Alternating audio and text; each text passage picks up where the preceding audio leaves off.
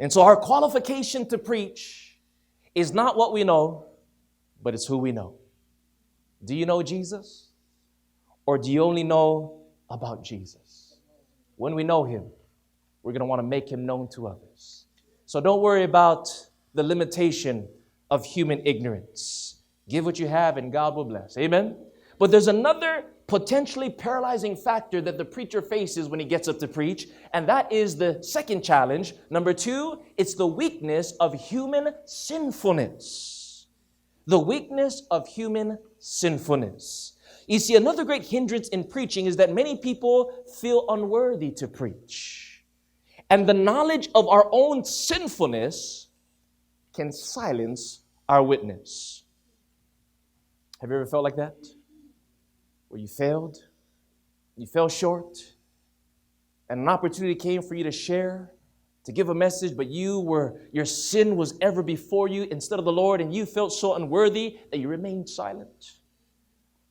But this is a reality we must accept and learn to deal with, because the truth of the matter is this: we are actually a part of the sin problem that we're seeking to minister to. Think about it. A doctor deals with the cancer in his patient as an outsider. The lawyer represents their accused client as a spectator to the crime. If the lawyer loses the case, he can still go free. If the doctor loses his patient, he will still continue to live.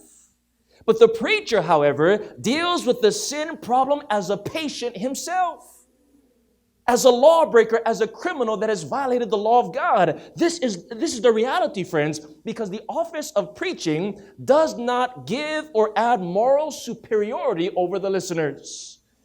Preaching does not give or add to us any spiritual virtue at all.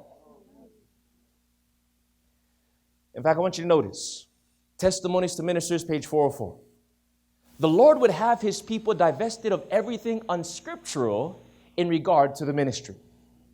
The men called to the ministry should not be made idols of, and should not be looked upon with a superstitious what? Reverence. In other words, don't exalt the preacher. You know, there are some churches that call their pastors reverend. But friends, the Bible tells us in Psalms 111 and verse 9, holy and reverend is God's name.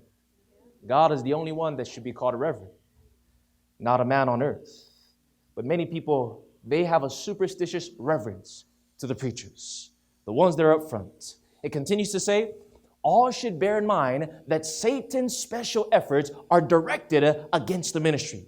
He knows that it's but a human instrumentality possessing no grace or holiness of its own. And so the knowledge of our sinfulness and a sense of our own unworthiness can hinder us from doing what God is calling us to do. But the truth is this: we're not ready to preach until we recognize that reality.